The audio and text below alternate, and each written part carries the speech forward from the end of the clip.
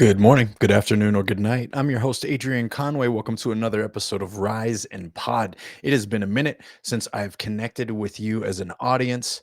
It has been a busy season, ever since I was in preparation for the Rogue Invitational. Um, Life got busy, seminars popped up. I traveled to teach some L1s.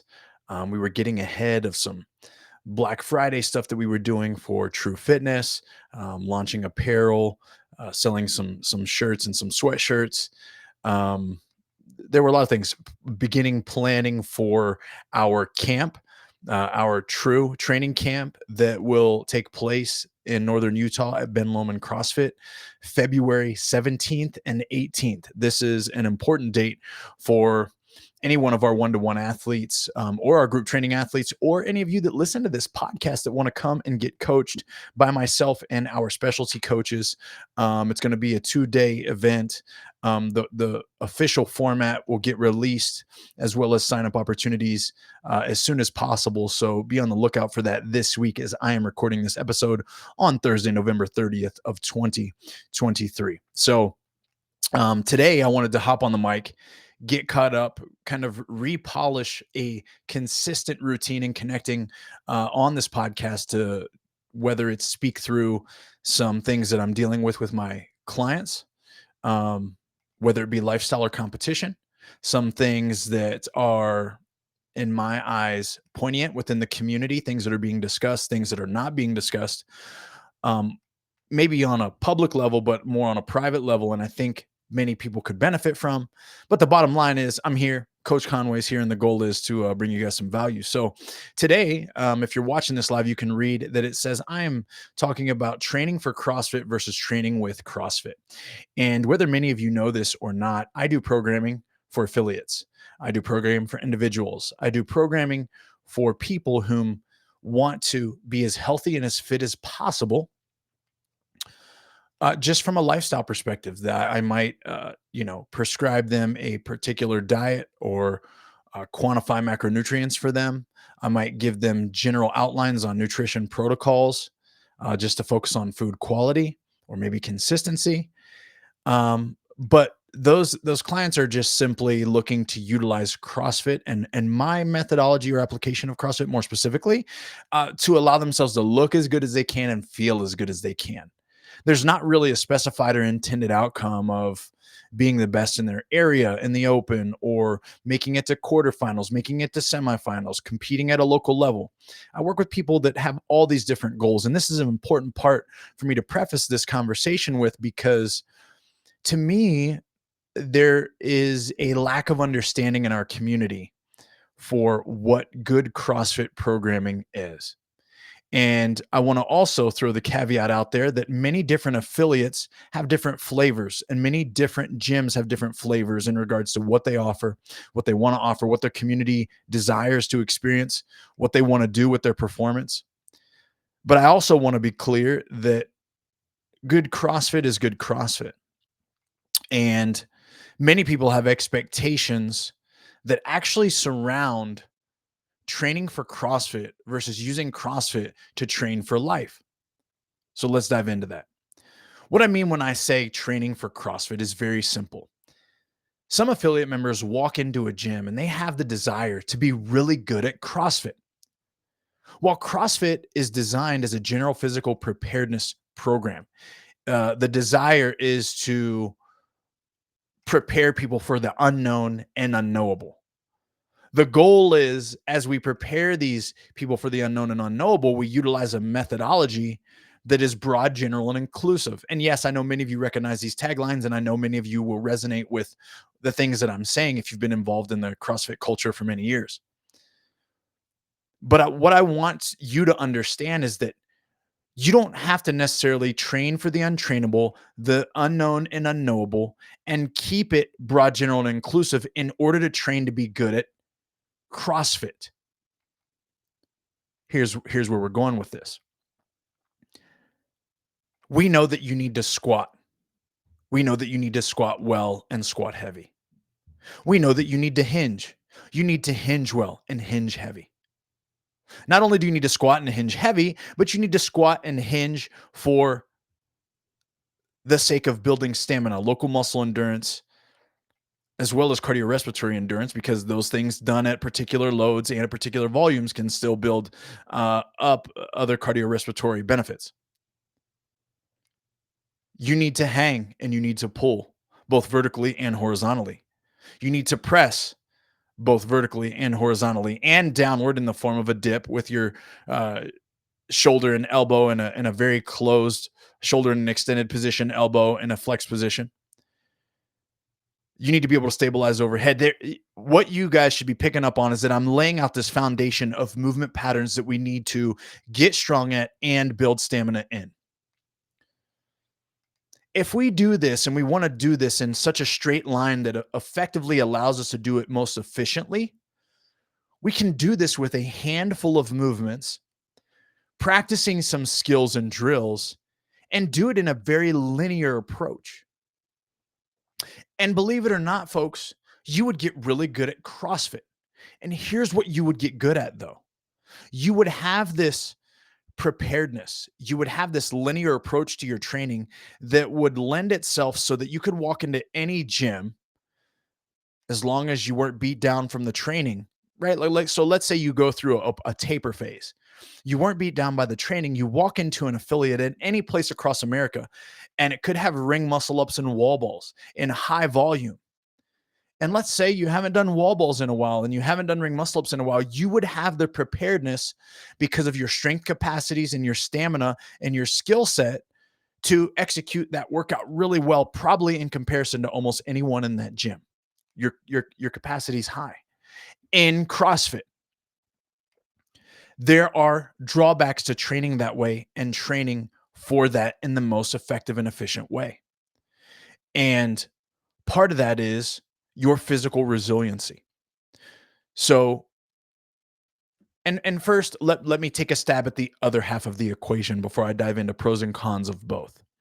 So, on that aspect that I just covered for the last 4.5 minutes was training for CrossFit. Not always using CrossFit's purest methodology to get that way, but training for CrossFit. Similar to how athletes are going to train for the CrossFit Games. Similar to how athletes are going to train to be good competitors at CrossFit. This is very different than a discussion that we must have about appropriate programming at an affiliate, because a CrossFit affiliate should have the vision for utilizing CrossFit's methodology to prepare their clients for the unknown and unknowable, utilizing broad, general, inclusive methods. And hopefully, even as I enunciate and articulate and play with my tone, you understand there's a distinct difference between these two things: training for CrossFit and utilizing CrossFit training for life. And here's why. When you utilize CrossFit training, broad, general, and inclusive, you're not necessarily going to bias. Now, the door is open for you to have those opportunity of bias training where you can implement strength periodization practices. You can go through a cycle for overhead squats. You can go through a cycle of squat cleans. You can go through a cycle of bench press. You can, right? You can implement these things and run them adjacent or parallel to your GPP, your general physical preparedness, conditioning, and other things that you can still apply. But a lot of members walk into a gym and their expectation is that, we're going to overhead squat, we're going to back squat, we're going to front squat, we're going to bench press, we're going to ring dip, we're going to do skill work, we're going to do all these things all the time because I know how I improve upon those things. And that's not true when you walk in the doors of an affiliate, because there has to be a very gracious approach in how often you do things and how frequently we visit strength training and how frequently we visit heavy days and how frequently we visit long chippers and how frequently we have the opportunity to get upside down and practice inverted skills in the form of handstand walking or handstand holds. There has to be a graciousness in how often we get down the ropes, albeit that's clearly a limited resource at most affiliates, or get exposure to the GHDs. Or even train the core in the form of trunk flexion work like ab mat sit-ups, V-ups, alternating V-ups, uh, traditional GHD sit-ups, parallel, weighted, all of it, to stay true to what CrossFit is, to use CrossFit as a training methodology, we are certainly relying heavily upon the universal motor recruitment patterns of a lot of what we do. And the reason I bring this up is because there is a strong chance, folks, that if you go to a good affiliate and you're following .com and you're doing things that are pure CrossFit, you are experiencing something where you might front squat for a heavy day, um, one day throughout a week. 2 weeks go by before you get an opportunity to solely front squat heavy again. But this time it's in a Metcon. And oh my goodness, this weight feels terribly heavy, but I can handle it. But you want it to feel light and handle it. You want it to feel a certain way and handle it, right? We're saying what we're saying, and I get this as feedback. Hey, coach, I want to front squat more often. Okay, bet we can front squat more often. But you know what that means? It's going to deter from the periodization that we're doing right now because we're not focusing on our front squats. And we're going to need to add in more strength training prior to the conditioning. And there's going to be compromises there and setbacks there because, well, you can't develop a front squat and train working sets, which are really going to move the needle for your strength capacity and what you can tolerate down the road, both in the form of conditioning and in 1 RMs or 3 RMs or 5 RMs. We can't chase this headlong and expect the intensity of our conditioning to remain the same. You're asking me now as a programmer, as a leader, to help us serve two masters in a particular day or over a period of time. Can it be done? Absolutely. We just talked about how it can be done. It can be done when you train for CrossFit specifically. Like, oh, I just want to be a great CrossFitter. Well, that's awesome. Utilizing CrossFit's methodology isn't to make you a great CrossFitter. It's to make you better at being you. It's to make you better at life. It's to make you better at being able to pick someone up and carry them across a terrain. It's about the application of training into life and into sport, not to make you better at applying the training in the training. And I think this is a mindset that people need to be sensitive to and open their minds to it, because a lot of people desire to be excellent inside of the gym. And I have those desires. I've had those desires. It's why I started CrossFit. I started CrossFit so that I could be a top tier, top level competitor. That's what I desired for myself. I wanted to go to the CrossFit Games. I wanted to pursue physical dominance. I wanted to build a resume for myself, build experience. So then in turn, like I'm doing now, I get an opportunity to guide athletes through that journey themselves. It's what fills my cup. And also right now, it's my full-time job is to coach, to mentor, to develop athletes, and to develop coaches. Now, again, though, we have to be sensitive to understanding that that's what we want versus the everyday gym member who's walking into the affiliate. Are they two different polarizing goals? You bet it is. And the conversation needs to be had. If you're an affiliate owner and you never think about this, am I training my athletes to be really good at CrossFit, or am I training my athletes to be really successful in their everyday life? Do we avoid things like Turkish get-ups, heavy days? Do we avoid things like L-sits? Do we avoid things like an hour of skill work dedicated to the expertise of the coach that's running the session and to the focus and the submission that the athletes bring when they walk in the door, to having the respect and the trust in me as a leader that I know what's best for their fitness long term?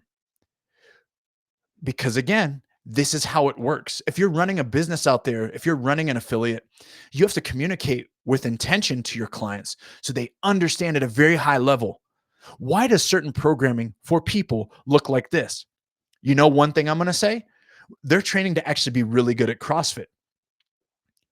If you want to be really good at CrossFit, if you want your movement selection to kind of shrink down a little bit, but increase the volume and to make it much more predictable in what you're going to do on Mondays and what you're going to do on Tuesdays and what you're going to do on Wednesdays and what you're going to, if you want that life, this is what it looks like.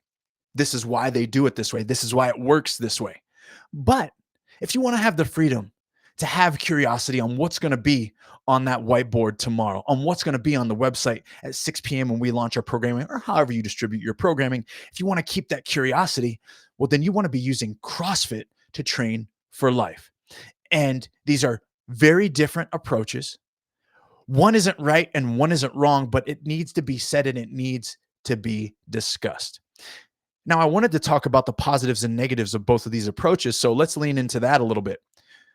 I'm going to take a step back and talk about training for CrossFit again. This is me. This is my competitive athletes who, by nature, want to achieve things. They want to be good at clean jerks. They want to be good at squat snatches.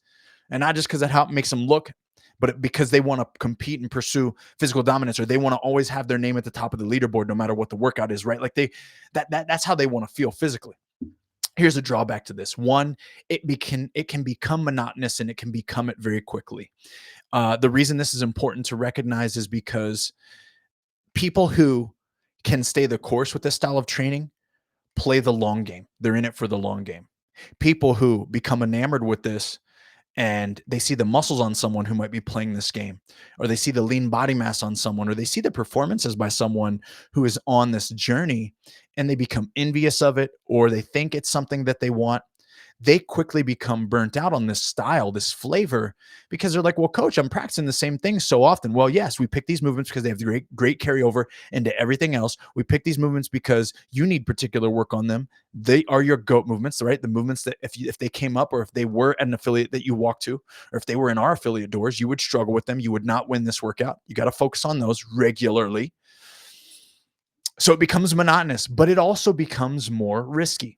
Without proper balance in a really well-rounded strength conditioning program, without the avoidance of redundancy, without the utilization of tempo work, which is all due to ignorance. And I'm not saying that in a bad way, but I'm saying that coaches are abusing athletes out there because they think they know what is right.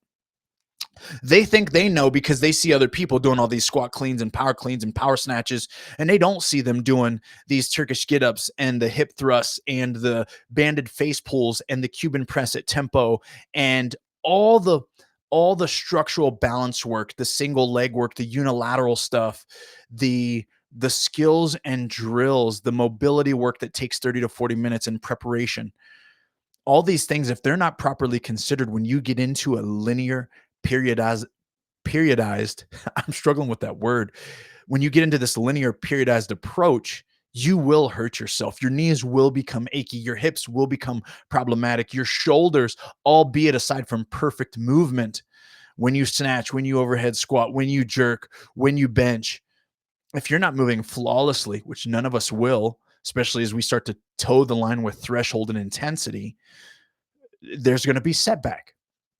So again, as we explore these things, there's got to even be more layers in the discussion because risk is apparent here when we're looking to minimize your weakness as fast as possible. So those are the two primary downsides to training for CrossFit, not utilizing CrossFit as your training. The perks to this are that you can minimize weakness in a very quick way compared to the constant variance in GPP style when we constantly keep it broad, general, and inclusive all the time because we hit front squats more frequently. We hit inverted training more frequently. We hit hanging from a strength development and stamina development perspective more frequently. And this allows our gains to happen. Again, albeit we can keep our athletes safe, we can keep them healthy, and we know that nutritionally they are fueling and recovering in the form of sleep also. So with all those things as priorities, these athletes can, let me tell you, they can do amazing things for their body and for their fitness. But how long can they sustain that? That's going to depend on an athlete's training age. It's going to depend on their personal capacity, their mental resilience. And guess what I'm getting back to? The root of a success of a program is a balance between your programmer, how they know you, and how they recognize your psychological and your physiological tolerances, because it's different for every person. I work with a lot of individual clients. Many have different goals, but some are the same, and they got to train differently to get there because some psychologically have these tolerances of I can do anything, coach, every day. Give it to me. Give me more, please. I'm ready. These athletes, I've got to watch very closely about their physiological tolerances, however, because what I need to be in tune with is their fatigue every day, overall, throughout the week. What's their body language like? When I get to see them, if I train them in person, what is their attitude like in their mentality as well? Because if I notice that they're in grind mode and they're tough and they already tell me, give me more, they know they lean into their hard work and commitment to outshine other athletes. Their body's going to be the byproduct of the beat down because they're going into the gym with reckless abandon. No matter how they feel, they don't listen to those the physiological stressors as much. So I've got to be mindful of that. On the other hand, athletes whom shy away from suffering, a lot of times athletes who need and don't have an athletic background in conditioning sports, in high level competitive sports, sometimes their bodies are fine, but their mind's telling them, Coach, this is hard. And they shy back a little bit when I know they need to be pressed. They need to be pushed. They need to chase intensity in a different way. And so I'm able to tweak and change these things. But my point is, you've got to be in a program or with a coach that allows these things to be sensitive so that you can adapt to them accordingly. Now, some setbacks to training with CrossFit. Training with CrossFit, the methodology. You're not going to hit movements as frequently. You're going to go long periods of time where you don't one rep max your overhead squat, or maybe you've done it in conditioning, but you haven't hit a heavy 3 or a heavy 5. And so you don't see the improvements as fast there. Or you walk in and once or twice a week, there's a heavy day and you really like to suffer and breathe hard. You signed up for CrossFit because of the emphasis on metabolic conditioning, but not every day is like that. And so that discourages you because, well, if you really lean hard into that style of training, likely you need strength development anyway. So when you walk in and it's a heavy day, you're discouraged and you need a kick in the butt and you need to be talked to. The way that I'm talking to this podcast now to educate you and inspire you to want that. On the other hand, you might walk in sometimes and you want more. You want more volume. You want to feel like, regardless if it's a heavy day and it's 5 sets of 3 or 7 sets of 3, all working sets, or if it's one block of 15 pull-ups, 15 thrusters, and 15 bar-facing burpees, 4 rounds for time, you want more of whatever it is. You really want to feel like, well, when you go to work and sit at your desk or you go home, that you're completely spent. Well, I want to encourage people who feel this way because, again, I know that it's a large slew of our population. I want to encourage you to understand that you need to take your time. It takes time, and more isn't better. Better is better. And I could hit y'all with line after line after line of, in a way, affirmations to why this style of training is right for the everyday athlete. And that is a drawback that is one that comes with being coachable. So I say this as regards to like, hey, Adrian, I agree with all those. Those are drawbacks for me and I struggle with those things. Well, trust the process in regards to what your coach is offering as a product of their service. One, their guidance, coaching, and leadership when you're there, and also their macro picture for the gym globally. If they don't have a vision for where things are going, or you know what, we are going to test your overhead squat and we are going to have a cycle for this, and we are going to do a hinge cycle where we're going to develop the deadlift and the power clean and all the movements that we're pulling off the floor, folks, those are going to get better in the next 6 weeks. Here's why, here's how. Trust that process. And if you don't see the process, if you don't know the process, ask your people, ask your head programmer, ask your head coach. Be less of like walking up to the coach and being like, Coach, that was a great workout. And here's why I say that. I program for affiliates. I've programmed for the affiliate that I've owned. I've programmed for the affiliate, which I don't currently own an affiliate. I've programmed for affiliates that I've managed, Wasatch CrossFit. When people tell me good workout, I say, I know, I wrote it. And yesterday was also a good workout. And tomorrow, guess what? It's going to be a good one too. Because what's good? Right? Like, what is good? Stimulus is what we're chasing, folks. We're chasing a physiological and psychological adaptation to you. I want you to feel pressed in our training. If you don't want to strength train, but you come in and you go heavy, we're pressing you in the right direction. You're going to have gains. You're going to get gains long-term so that then you can start to actually RX all the workouts in the conditioning sessions. And if you hate conditioning and you come in and you go hard, but you got to scale the volume because you're out of shape and you can't make it around the 400 and the 2 minutes that I suggested, and you're cursing me because it's slightly embarrassing to you, well, then we're making you a better human by humbling you, pushing you, asking you to leave your ego at the door, and we're building capacity so that eventually you build more stamina. Oh, by the way, when you build more stamina, guess what? Those 7 sets of 3 front squats where you fail the last 2 sets 2 weeks ago. Well, in another week when we front squat, you might not fail those last 2 sets because we're building resiliency and stamina globally in your body. You're going to have a greater capacity for your strength training too, which maybe is what you love. We're making better humans by making them coachable. When you walk into a gym, it's not a la carte. This ain't Burger King. This isn't have it your way.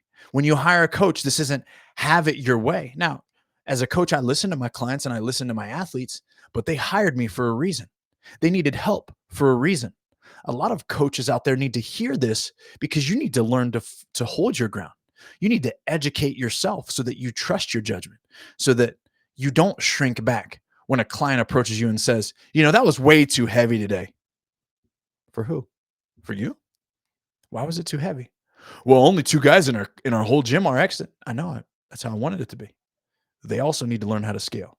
Some of these top 10 athletes in our gym also need to learn how to scale. This is a life skill, not just a workout skill. And I can go down many rabbit holes, folks. I wanted to try to keep this below 30 minutes. So I'm approaching right on this time domain that I try to create for myself. But again, today, to summarize this, I hope that you leave this podcast, one, inspired to continue to think through things a little bit more in your training, what you do, what you like, and why you like it.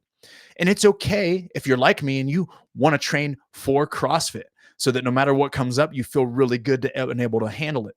Maybe this is an evolution for a lot of our clients. Maybe we go from training with CrossFit and we love it so much that we simply just have this burning desire to want to get better at it. And what does that need? Well, it needs more frequency of certain things. Maybe a touch more volume, maybe more training with strength and then. But I don't know if that's for the everyday affiliate. And I don't know how you always manage at the affiliate. Now, I try to hit the sweet spot with the affiliates that I work with. If you guys are looking for affiliate-based program, this would be remiss of me not to throw this plug, but I do programming for affiliates on a one-to-one level, which means that you pay a one-to-one service charge to work with me. You let me know what your clients typically lean into, what style of training your gym has done in the past, what were pitfalls of this, what are common injuries in your gym, what are things that you experience, what kind of equipment do you have, where are your limitations, and I devise programming for that because I know there are some gyms out there that it takes 4 hours, 6 hours a week to program and input.